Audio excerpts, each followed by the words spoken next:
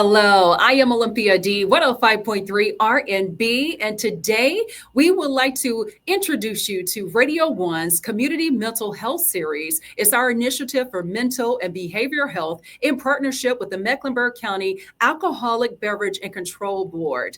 This will be a space where you will find hope, resources, and also assistance. Now, for the month of February, our topic will be a very sensitive one. And this month, we're discussing domestic violence and also relationship wellness. And we're going to provide you with some tools to help you navigate your relationships. Plus, we'll get you answers to the most sought after questions as it concerns domestic violence and relationship wellness. And some of our guests for today will be Ms. Leanna Pai. She is the Director of Sexual Trauma Relationship Center and Lake Norman Services for Safe Alliance. And also, later on in the show, we'll be talking to A.W. Burgess. He is the founder of Family Mankind. And right now, we would like to bring out Miss Pai. How are you doing?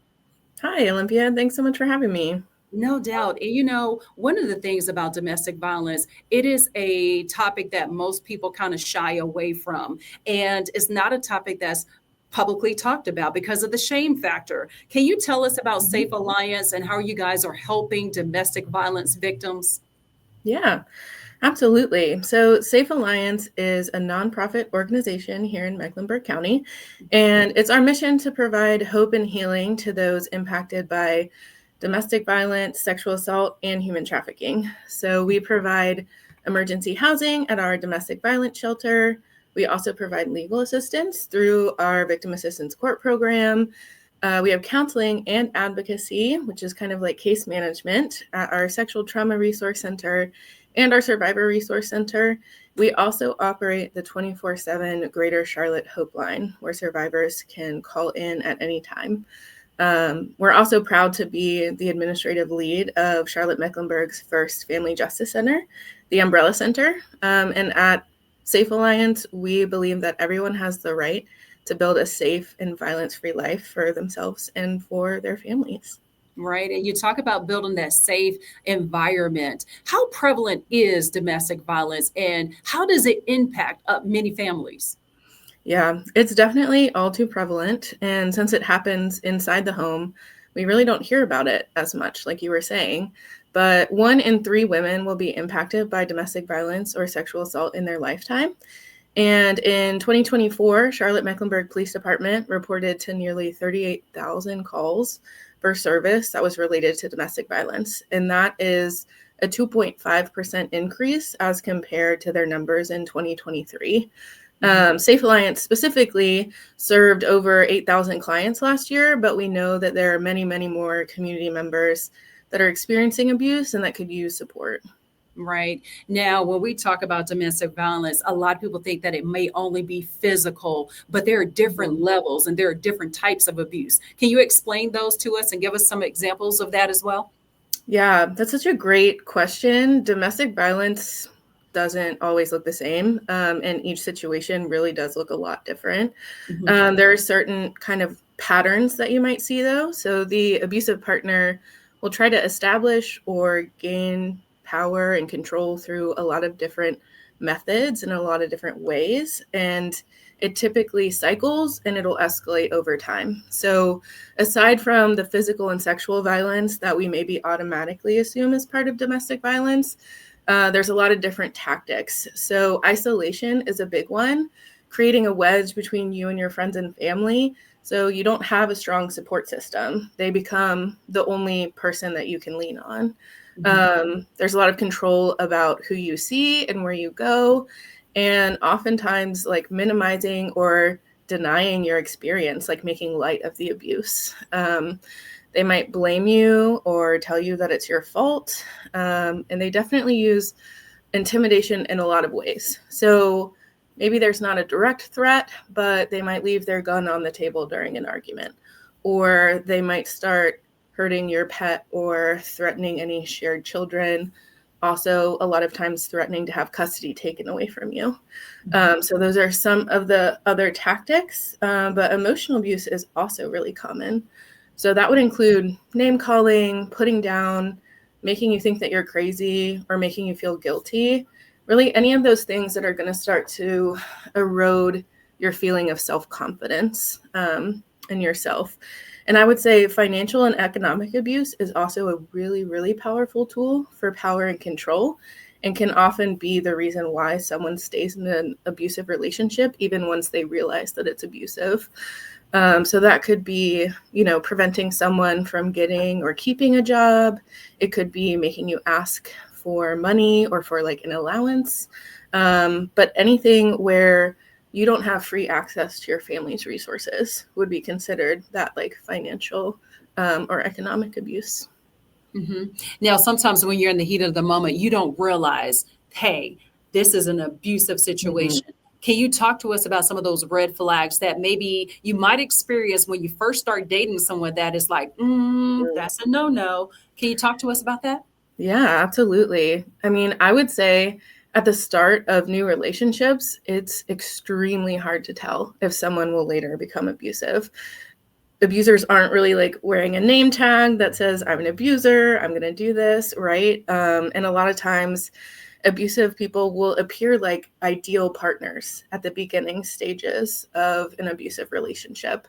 The signs don't always appear overnight, because a lot of times that abusive person is really trying to establish what a great partner they are, how wonderful they are, to really kind of establish a foundation of sorts for them to pull off of. I would say when you're thinking about signs, it really comes down to the basic, do you have the freedom to live your life the way you want to? Can you decide who you spend time with and what you do? Do you feel physically safe? Do you feel loved and supported and emotionally safe? Do you have access to your family's resources? Everything kind of boils down to that, because there are so many different specific examples that we could get into. But when it comes down to it, it's, do you have the freedom to live your life the way you want to? Right. And a lot of people may say that will never happen to me. I will never find myself in that kind of situation. But it's a lot of people do find themselves in those type of situations. But who is probably the most likely to find themselves in that type of domestic violence situation? Yeah, so it's really important to Safe Alliance that we acknowledge and we know that anyone can experience domestic violence. It happens to people of all genders, all races, all sexualities, religions, ethnicities, incomes. I will say that statistically, that women ages 18 to 34 are generally going to experience the highest rate of domestic violence, but we know that this can happen in any sort of situation. Right. And, often victims of DV, they have to develop a safety plan. Can you break down what is a safety plan? And just in case someone finds themselves in a situation or in a relationship where they have to just go. Yeah, absolutely. So when we're thinking about it kind of philosophically, a safety plan is that bridge between the fear and the freedom. So we're offering survivors a clear path forward in moments of crisis and maybe beyond that. In actuality and logistics, a safety plan is something that's personalized to you. It's actionable strategies that are designed to lower certain risks of harm. So any sort of plan, just like every sort of situation, is going to be a lot different. But you want to make sure that your plan answers a few key questions. So the questions that you would ask yourself would be, where can I go to stay safe? Like, where can you physically go that will be physically safe? Who can I call for help? Whether that's a friend, a family, someone that you trust. What important items should I discreetly pack? So that could be your driver's license or your social security card or things like that. When is the safest time to leave? That's going to be different for everyone. Trying to figure out, when can I leave that's going to cause the least amount of risk for me when I'm actually ready. But then also, how can you stay safe until you're ready to leave? These questions might seem simple, but they're in actuality really complicated, and they hold the power to help survivors think through their next steps clearly, especially during a time when they're really fearful and overwhelmed. I would say that our Greater Charlotte Hope Line can walk someone through creating one of these personalized safety plans. And In fact, Safe Alliance last year created over 14,000 safety plans, and each was completely unique as the survivor and the situation that it was designed for. Right. Now, we talk about the safety plans. Sometimes victims of domestic violence, you have to leave in a hurry. Can you talk Mhm. to our listeners about that go bag in the moment? You already have Mhm. everything ready to go. You can get out the door. Can you talk to the Mhm. listeners about the go bag? Mhm.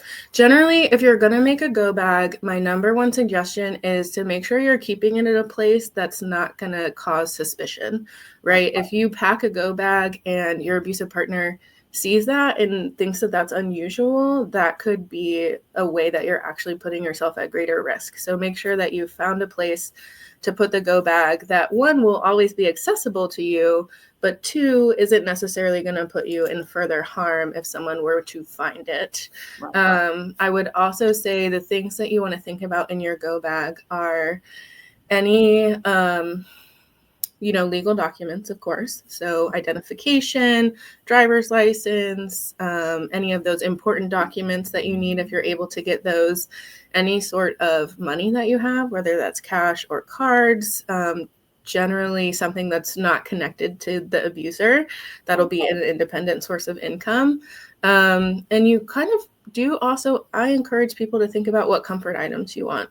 Is there like a sweatshirt that's really going to like help you feel safe and comfortable? Is there, a couple of things that you just wouldn't want to leave home without? And also consider about, do you have children that might need to be coming with you? And what is the plan for them? And do they have what they need as well? Well, definitely. Now, this one is a very tricky question right here. What should you do if you think a friend or even a neighbor is being abused? How can we help? Yeah. Yeah, that one can be really hard because, again, like you said, we don't talk about this very much and people don't know how to bring it up. So I would say gently bring up your concerns in a moment of calm, right? So when your friend or your neighbor is stressed out, maybe not the greatest time to bring that up to them. They won't be able to think clearly or understand. They might not understand where you're coming from to try to be helpful. But I would say gently bring up your concerns in a moment of calm. Listen, but don't force them to talk about things that they're not uncomfortable, right? Reminding them that this isn't their fault and that you're there for them no matter what, whenever they are ready to reach out for support, is super helpful. Like I mentioned, abusers worked really hard to isolate their partners. So your friend or your neighbor knowing that you believe them and you're going to be there for them, those are like the main ways that you can be helpful. And that is really powerful to just know someone is there. And studies have shown that domestic violence victims sometimes stay with their abuser or even Mhm. leave and then go back to their abuser. Why do you think that happens? Well, yeah. So, like on average, it takes about 7 attempts before a survivor will leave an abusive relationship for good. Mhm. There's really good reason behind that. I know for us on the outside, it doesn't seem logical. It doesn't seem to make too much sense, but we've got to think about like that power and control that's gained in an abusive relationship through emotional manipulation, right? Abusers are often creating a really strong emotional pull to stay. They're starting that relationship being the ideal perfect partner. They might say that their wellness relies on you. They might even say that they'll hurt themselves or somebody else if you leave, right? And so that fear to leave becomes great when you're taking on responsibility of someone else's actions. But emotions aside, there's some really real logistical issues that come with leaving an abusive relationship. So there's always the fear of retaliation or, the potential harm when you're trying to leave. And a lot of logistics like getting your legal documents, establishing a separate bank account, finding a safe place to go, making arrangements if you had shared children. All of these things have to be planned out pretty far in advance. If an abuser has slowly established complete control over all of these aspects of your life, it's not going to be easy to do this undetected either. And so if that ever comes up and gets confronted, that's going to add to some of those power and control dynamics of, well, maybe it is better if I stay. If I stay, I won't die. If I stay, my kids won't die. I will be safe. If I stay is sometimes the logic behind that, right? And Right. so a lot of times we're thinking about those additional safety risks. And to be quite frank, a lot of times survivors have to choose between continued abuse or going without shelter or leaving their entire community all at once. I understand. And sometimes that can be a really big factor for them because it's like you said, it brings you back to the isolation piece where, hey, I'm going to be completely without my family, or I may have to struggle where they haven't struggled before. Yes, Yeah. exactly. Now, we talked about the red flags of a bad relationship, but what are some of the green flags to let us know that we're in a healthy one? Yeah, I love talking about green flags. Yeah.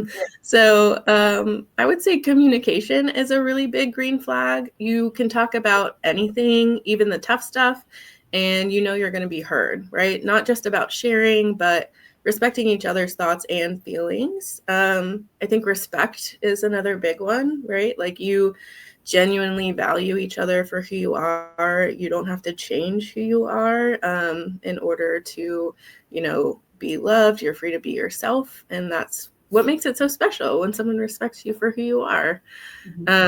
Equality, I think, too, is a really big one. So your team, decisions are made together. Everybody's voice matters. No one's opinion matters more than someone else's, and you work things out together. And then I would say also definitely consent, right? Like you're comfortable having honest conversations about physical and emotional boundaries. There's always a mutual yes. You feel safe to express what's okay and what's not okay. No means no. Maybe also means no, right? Yes means yes. And feeling comfortable to say no and knowing that's going to be respected, huge green flag. I think the last one that I kind of think about is boundaries. Kind of goes along with consent, right? You support each other's need for space, whether it's alone time or just time with your friends or doing your own thing. You can talk openly about what works for you, what doesn't work for you. But I think ultimately, healthy relationships are built on trust, understanding, and care. And all of these green flags can create connection and growth within a relationship. Right. And, we talk a lot about the abuser, but we also have to remember that in some of these situations, there are children that are involved and they need help as well. And that's where we bring in Mr. A.W. Burgess, and he's here with his organization, Family Mankind. That's where they come into place, and that's where they really, really shine. How are you doing, Mr. Burgess? I'm doing great. Thank you. Thank you for having me, Olivia. Great. Thank you. All right. So talk to me about Family Mankind. Family Mankind, we were established. I had written a book called The Family Man, and it was solutions to permanently eradicate domestic violence. And basically, it was my story and journey of how I became an abuser, domestic violence speaking, and but also the journey of how to get well, how to get help, how to go through therapy, how to get into group sessions, and how to really surround yourself with positive people. And it basically walked my way out of domestic violence situation. But of course, that comes at a price. It comes through losing valuable friendships, tearing up relationships with people that are good people, but because of my insecurities and just different way of thinking and processing things in a relationship, it always led to violence. Mhm. Can you talk to us about how violence impacts the children in those relationships? It's significant because when children are exposed to violence of any sort, but especially domestic violence, they too become at a greater risk of becoming an abuser or becoming a victim and accepting the abuse, especially when they see a loved one, their mother, um, not leave, not call the police, not do anything except take the abuse. And so from a child perspective, oftentimes they blame themselves, or they go to school and become bullies or become victims of bullying. So it's a great impact. It leads to drug use. It leads to alcohol abuse in with children speaking. Mhm. What is the best way to reach a child who may be suffering in silence? Because a lot of times the children, they don't have a voice in this situation. What's the best way to reach out to that child and to get that child the help that they need? I think with the children that we've dealt with, it's always them knowing that they have security with us. So I think with children, you have to be almost a security blanket where they can trust expressing themselves, because oftentimes they're put on mute. You know, think about us as adults. You know, we're told what goes on in Vegas stays in Vegas. We're told snitches get stitches and ditches.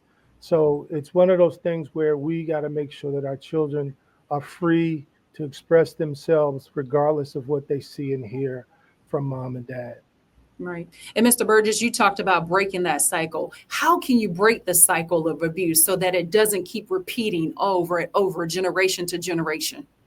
You have to get help. You have to reach out to someone, whether it's church, whether it's the police. It's got to be somebody in a safe place that keeps you safe.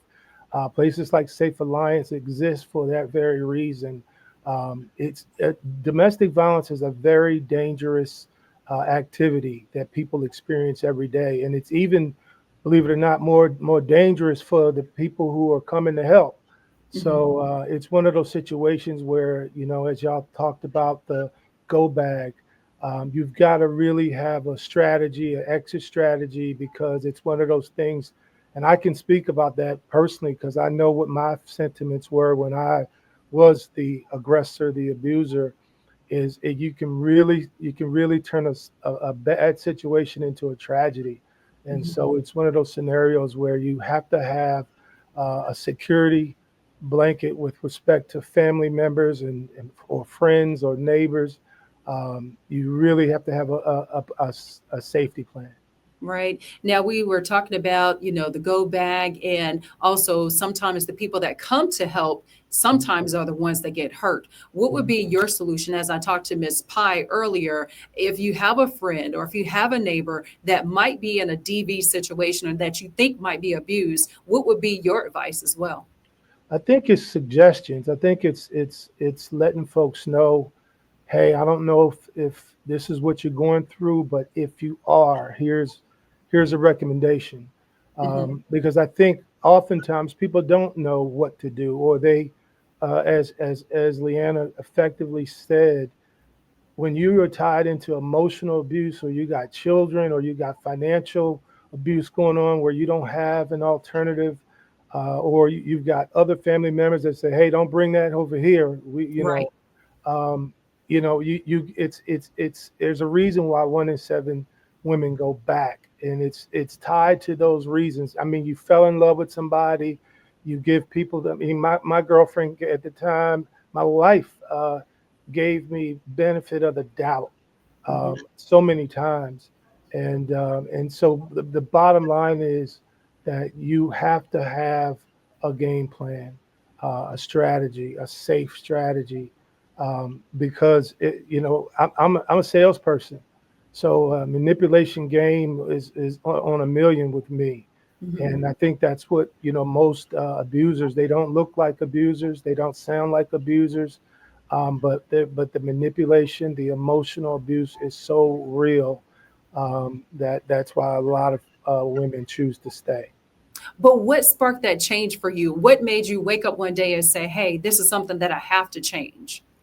I would be a lonely man. I realized that if I didn't change, no one was going to love me and or love me long. Because again, you can, and this is what abusers do. We go from the next person to the next person, thinking that, oh, it's their fault, or they didn't really get me, or, again, I didn't see a problem with the abuse because, again, this is my normalcy. And so that was the why. Is I figured that if I could be a linchpin as far as being able to change the thought process in mostly men. Now I deal with women as well, a lot of LGBTQ community people as well. Um, if I can be a mentalist and touch the emotions of people and have them really touch their conscious, then they'll change. And most times people don't have anybody that even talks to them about the abuse. And so Mhm. we give folks an outlet, allowing them to express what makes them tick. And then obviously, being a man enough to say, well, if I can change, you can change, but here's what you got to do. And Mhm. I think a lot of people, when they know that there's an example or examples of people who are just like them or worse, um, they can really believe in the change. And I think that that's my why is to make sure that victims, or don't, survivors, I should say, don't have to have this continuous abuse for the rest of their life. Because I know women who have been abused their entire life. Mhm. It's extremely sad that couldn't get the help that they needed. Right. And there are going to be a lot of people that's going to see this recording. I want to know for a man that's out there that may be an abuser, or a woman, because we do have some female Mhm. abusers as well. What do you want them to know? What is that little nugget that you can give them right now that could potentially change their life and make them want to just, just do right? I would say legacy. I would say that if this is how you wish to be remembered, as a human being on this planet, Mhm. that you have destroyed lives, you destroyed your own life. You really need to contact, whether it's Family Mankind or other organizations, church. You really need to get the help that is going to benefit you as a human being, and as a family member, as a friend. I realized I destroyed some incredible friendships with women, um, and tainted my relationship with my wife. I mean, I've been married 30 years, but I know that that has played into our relationship, Mhm. and even with my kids. And I don't want that to be my legacy. I don't want my friends and others who are experiencing domestic violence to have that become their legacy, because I tell you, it's a terrible thing to have your wife or your children know that you're an abuser. Right. And Ms. Pai, I want to come back to you really quick because, again, there are going to be some victims out there that are going to see this. What advice would you give them? What type of resource could you give them as well to help them if they are in that particular situation? Mhm. I would say the main thing for victims is not to be afraid to reach out for help, even if all you want is more information or someone to talk to. Our Greater Charlotte Hope Line is a fantastic resource. It can just be a starting point. It doesn't have to be um, immediate or anything.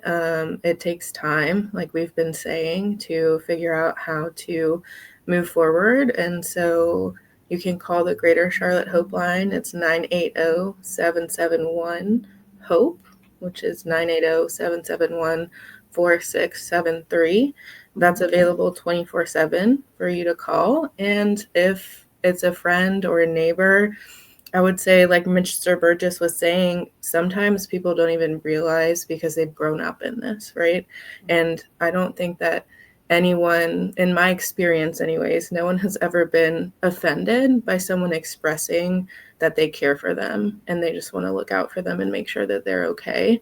And so I would encourage victims and also people who are concerned that someone might be affected by this, that it's okay to talk about it. It's okay to check in on each other and show each other that you care.